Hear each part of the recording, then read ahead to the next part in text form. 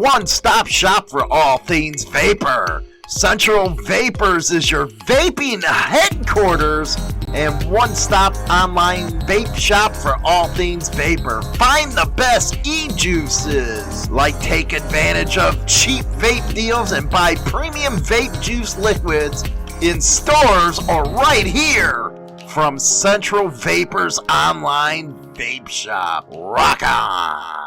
And how you guys doing? Welcome to the special show here on Motorcycle Madhouse. Yes, it's one of them freaking weekend ones, man, we're going to be doing. And we're going to be talking about RICO today. Many people don't know what RICO is and the implications that it has on MCs and other organizations. I think it's a big old scam, baby. That's what I think. And we're going to go real in-depth with this subject today. That's all we're going to talk about is RICO, or better known as the Racketeering Influence and Corruption Organization Act. And this was one that was passed in the 1970s. And it runs hand in hand with a $12 billion a year business, if you ask me. Yes, you heard that. $12 billion. And this RICO Act has been used on almost every major 1% club. And I might contend maybe some other clubs besides 1%ers over the years. From my recollection, the first time it was ever used was on the Hells Angels in the late 70s, dropped it in the 80s, and Sonny Barger was actually one of the targets in that one because California had a big old hard-on for the Hells Angels back then. But it is a $12 billion business because what goes hand in hand with RICO is civil forfeitures. And actually, right now, in modern times, the Mongols were facing this. Facing it. They were declared, and I don't know how, a whole organization, people that had nothing to do with anything, probably none of them had criminal records, the club was RICO'd. Right now, I do believe it's in appeals, but we'll show you a story which ended up where the government tried to take their property as far as logos, designs, trademarks, the whole 9 yards. Now, what is the importance to RICO within the club scene?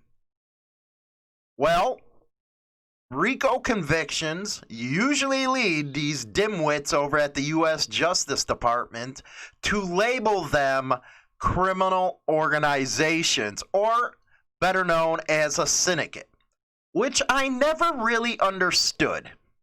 Never understood why they would pack MC clubs in with syndicates. And the reason being is, if you think about it logically, you got to be logical about this now. Motorcycle clubs, even the top 5 around the world, has tens of thousands of members. Now, if they were truly a syndicate, which means organized with a leadership level conducting throughout those entire members' orders, which is never the case, they would be right up there with cartels with them kind of numbers. And God forbid they ever come to a table like they did in the old days with Luciano and stuff and settled their beefs and had their commission. My God, it would. You think the government's scared now? That would be even worse. Because you have an entire organization that is working with each other. And we all know cops and the government, they don't like bikers. And you can't say that isn't true. They show it all the time down in Texas. They show it all the time in Cali. They tried this with the Vagos out in Nevada, and the Vagos stuck together, and they beat these charges. when somebody gets RICO'd, it is hard to beat these charges. 98% of the time, the government gets the win. Why? It's not because these people are guilty. It's because the government has all the resources it needs to go after you. It has it all. And usually the defendants, they run out of money, so they can't defend themselves. Doesn't sound like a fair shake to me, does it? No, it doesn't. Let's take a look at some of this information I got right now, and we'll go through it.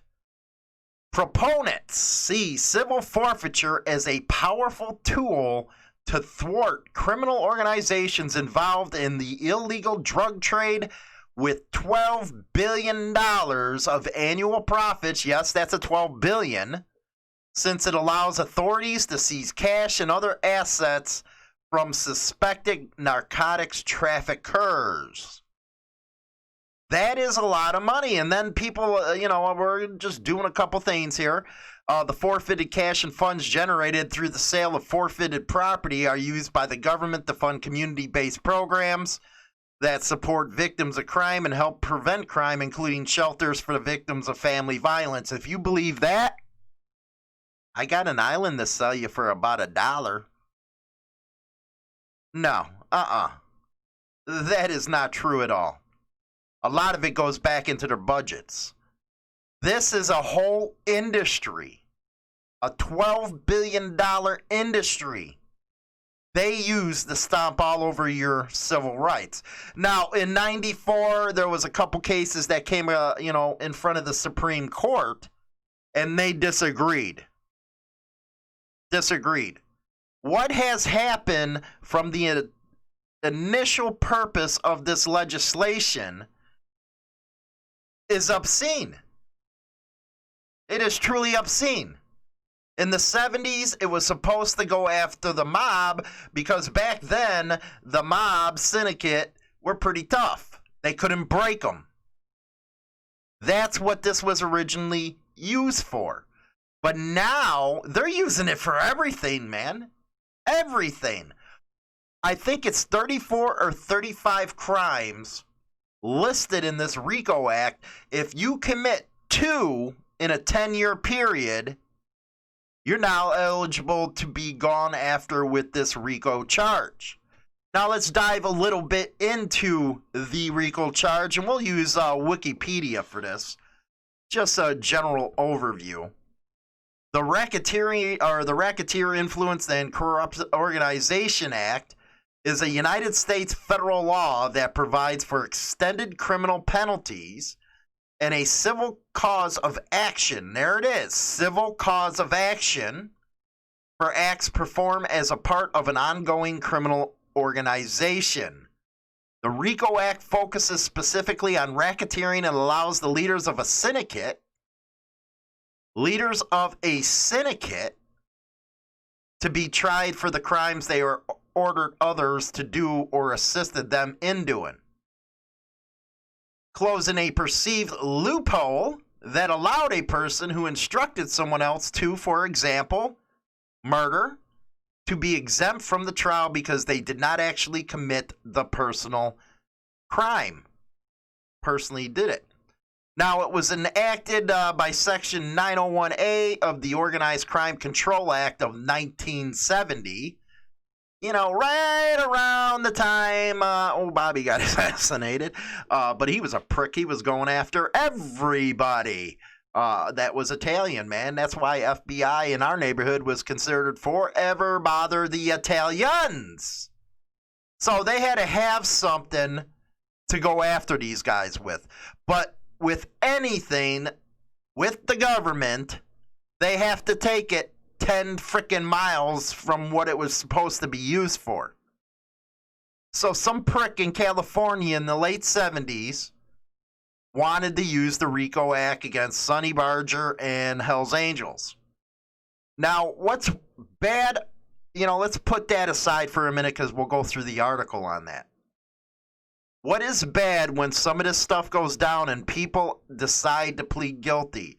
Now, you'll have people say, well, they pleaded guilty because they didn't have the money to fight, or they pleaded guilty because they, they wanted a lesser sentence. Here's the problem with that. There was always a saying, in my neighborhood at least, you never pleaded guilty. You always went to trial no matter what. And the reason for that being is a part of that guilty plea is you're admitting that the organization you were with, and they make you do this, was a criminal organization. And this has happened in the past with MCs, where they might have not have ratted, but I would contend they did worse by pleading guilty, because then they're on record saying, yeah, I was a part of a criminal organization. Next thing you know, the DOJ is labeling that organization as criminal.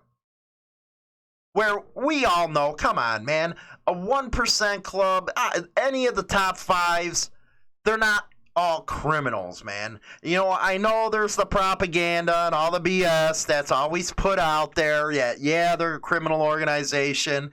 All you have to do is look at some of the comments on my freaking HarleyLiberty.com website, the Biker News one, or in the comment sections of the rest of the platforms, and you'll see numbnuts that actually agree with that statement. Yes, all 1%ers are nothing but filthy, dirty criminals. That's how propaganda works. You only have to say it 10,000 times and somebody's going to start believing it. And then it gets passed and passed and passed and passed. And what you wanted people to approve of is there. But that is the problem with pleading guilty. And that's a very important point. Again, it was always the case where you didn't dare do that because you were admitting that that organization is criminal. All the major clubs that had these RICO convictions or went to RICO and guys pleaded freaking guilty for a lesser charge or to get stuff dropped, they admitted that before a judge. They affirmed it. And that does a lot of damage. A lot of damage when people do that. Because, again, you got the DOJ that now labels most of the top five as criminal organizations. And now the cops feel like they got a free pass on whoever they want to screw with. Well, you were, and you see it in the biker news all the time. You see it all the time. Where something happens in an article, put that right there in black and white in front of everybody. The DOJ considers this a criminal organization. It's kind of hard to get, around that kind of stuff when it's put in front of your face or in front of citizens' faces all the time. It really is. So let's look at this prosecution of the Hells Angels in, what was it, late 70s, but we'll figure it out right now. Now, this is a New York Times, and this is a real old article. This was from February 26 of 1981. The federal government's attempt to break up the Oakland Hells Angels Motorcycle Club, and at that time it was only focusing on Oakland, through prosecutions ended today with the dismissal of charges against 11 members. The dismissal came after 2 trials ended in a mistrial when the jury was unable to reach a verdict. Well, thank God. The first trial with 18 defendants went on for 9 months, ending last July. But remember, this is in the 80s, guys. Real old article. The second trial with 11 defendants, some of whom were being retried, began October 3rd and ended. In both trials, the defendants were accused of being involved in a criminal conspiracy. You want to look at the different times here. This is very, very important. In 2020, people are a lot brighter about when it comes to MCs. Back in the 80s, before it was cool to be a damn biker, This is what they used to do all the time, the bikers. All the freaking time. You're nothing but a bunch of criminals. You suck this, you suck that. You know, throw you on your face in the ground. It was not cool to be a biker, man. It really wasn't. Not like it is today.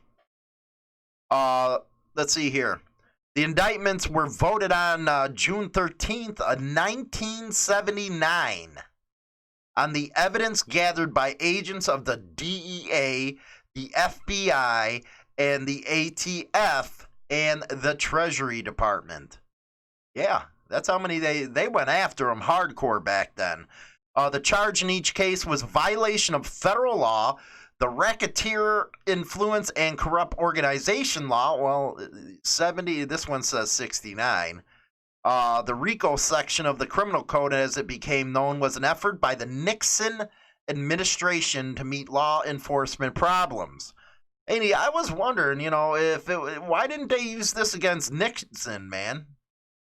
Oh, right. Wait a second. Didn't he receive a pardon from his vice president? I don't know. I got to look in my history. Don't quote me there.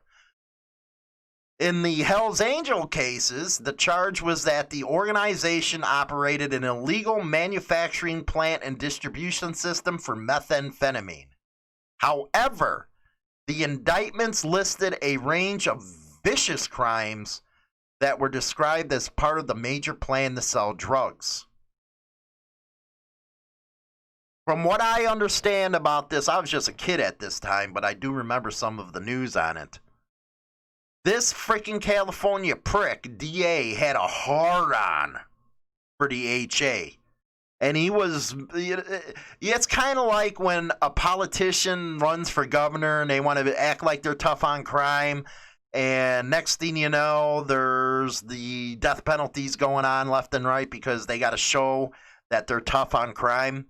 That's kind of what this idiot was doing. He was a freaking ass.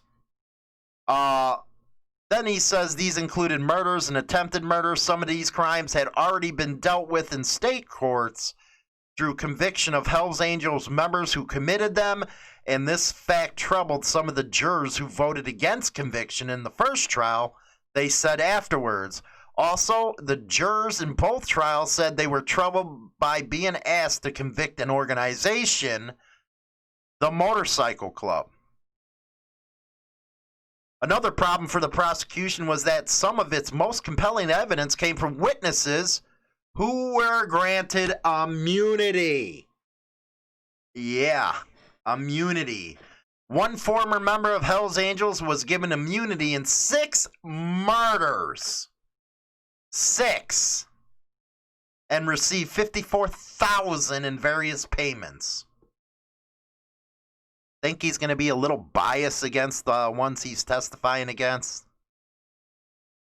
I do not believe that you should allow these kind of deals between prosecutors. Now, they'll say it's the less of the two evils. Okay, well, if this is true, just 6 murders. But you let him say whatever he wanted against the club. And I'm glad the jurors at that time figured that off. Quote, they let these people off, people who committed more crimes than the people they were trying. Ooh, ouch. William A. Word, 44 years old. He's a lot older than that. He's in his 80s probably now. Of San Jose, a juror who was 1 of 9 voting for acquittal. I just felt I couldn't believe them. Bravo, bravo. The jury foreman, Bob Russell, 52, of Oakland, was 1 of 3 voting for conviction. He defended the use of the witnesses with immunity on the ground that they were the type of people we were dealing with, people who dealt with these people. Don't you find that funny? These people. Say it with disdain. It was not clear just how much the government had invested in the effort. William Hunter, the U.S. attorney, estimated $4 to $7 million. Defense attorneys collected more than $650,000 as court-appointed counsel, and they placed the cost at $10 to $20 million. That's a case they lost. One of the first ones brought against a club. I think it's total horse shit, don't you? Total horse shit with all this. Let's go to another one here. 23 alleged Vagos Outlaw Motorcycle Gang members and associates indicted on federal RICO charges. Now, this one we covered. We covered this one. I think it was last year. Everybody stuck together. Nobody took any deals. Nobody ratted. And they beat the case. If you stick together and stick to your guns, you can beat these kind of cases. Now, let's go to the thing here. 23 alleged Vagos Outlaw Motorcycle Gang members and associates indicted. This was June 16th of 2017 from the Office of Public Affairs. They were so happy that they put it on them. A federal indictment was unsealed today charging 23 alleged members and associates of the Vagos Motorcycle Gang, OMG, including some of its most senior leaders, in a conspiracy involving racketeering, murder, robbery, kidnapping, and aggravated assault, among others. The indictment was returned by a grand jury in Las Vegas. Quote, today the rule of law dealt a serious blow to the Vagos Outlaw Motorcycle Gang, a so-called brotherhood. You see the disdain in there? Responsible for drug addiction, death, and mayhem in multiple locations, including California, Arizona, Hawaii, Oregon, and Nevada, said Acting Assistant Attorney General Blanco. Today's coordinated takedown of this biker organization leadership is a victory for all of us who respect and love our country, and a testament to the bravery and dedication of federal, state, and local law enforcement men and women who keep our community safe. Really?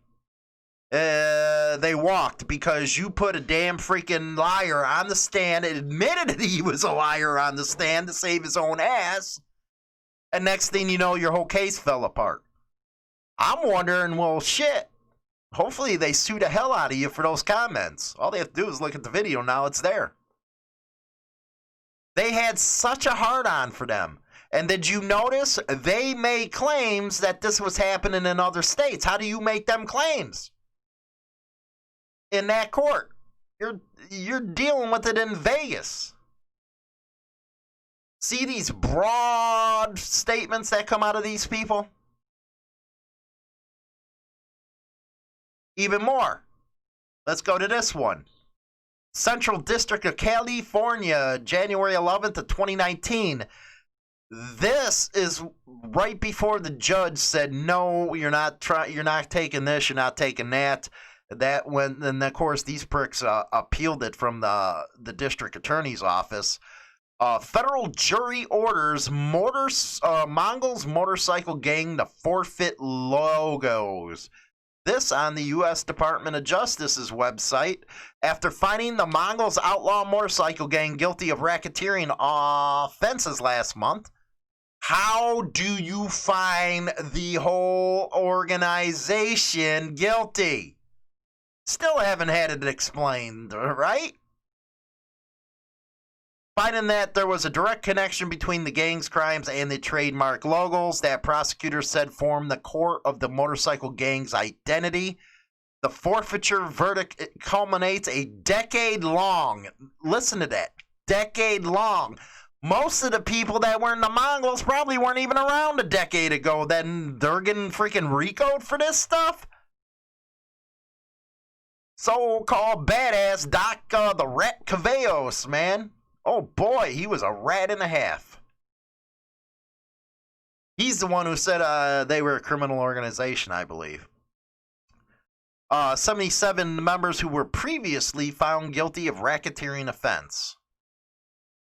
Today's verdict, which will result in the forfeiture of the Mongols' legal interest in the word Mongols, the gang's center patch that depicts a goateed motorcycle rider, and combination of the two patches often seen on Mongols' vest, is the first of its kind in the nation And yes, the judge said, no, it ain't happening. Then you idiots reappealed it.